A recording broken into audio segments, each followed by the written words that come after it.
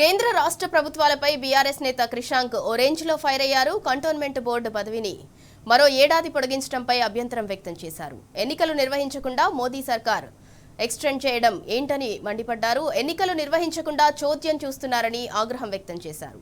Board కార్యాలయం ముందు nominate member కుర్చీతో పాటు జీవో పత్రాలను తగులబెట్టారు.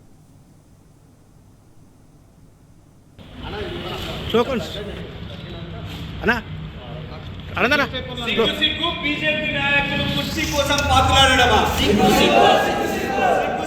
కంటోన్మెంట్ బోర్డు కుర్చీ కోసం బీజేపీ నాయకులు పాకులాడడమా?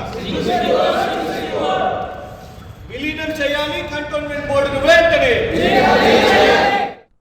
2015లో చివరిగా కంటోన్మెంట్ బోర్డు ఎన్నికలు జరిగినాయి. ఆ తర్వాత నుంచి ఇప్పటి వరకు కూడా కేంద్రంలో ఉన్న బీజేపీ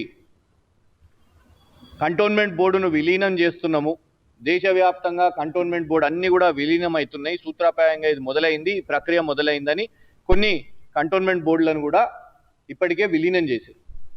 ప్రధానంగా సికింద్రాబాద్ కంటోన్మెంట్లో ప్రజలు ఇక్కడ ఉన్న కంటోన్మెంట్ బోర్డుతోని ఆర్మీ అధికారులతోని వాళ్ళకు చాలా అవస్థలు ఉన్నాయి.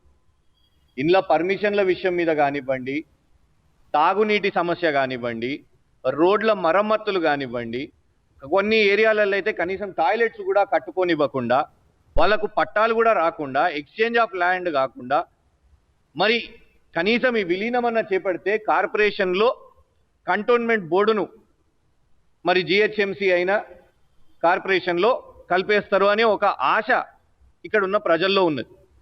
కానీ ఆ విలీనం అయితే లేదు.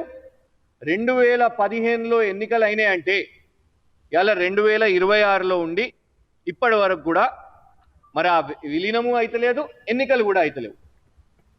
కానీ కేంద్రంలో ఉన్న బీజేపీ నాయకులు, వాళ్ళ ఎంపీలు మరియు ఇక్కడ స్థానికంగా ఉన్న బీజేపీ నాయకులు వాళ్ళకి ఎంతసేపు పదవి, కుర్చీ, నామినేటెడ్ మెంబర్ తాపకు ఒకసారి ఢిల్లీ కురుకుతారు, పైరవి చేసుకుంటారు, ఎంపీని పట్టుకుంటారు, పైరవి చేసుకుంటారు. కేంద్ర మంత్రులుగా ఉన్న వాళ్ళు కనీసం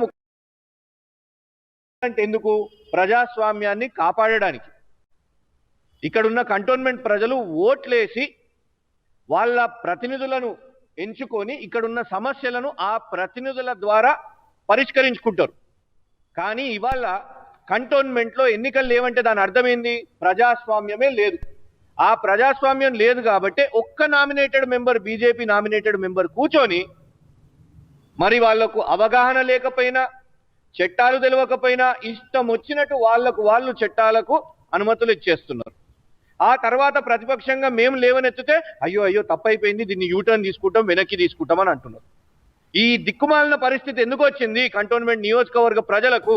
ఎందుకంటే కేంద్రంలో ఉన్న బీజేపీ ఎన్నికలు పెడతలేదు కాబట్టి. అటు విలీనం చేస్తలేరు, ఇటు ఎన్నికలు పెడతలేరు. ఈ నిర్ణయాన్ని, ఎక్స్టెన్షన్ ఇవ్వడాన్ని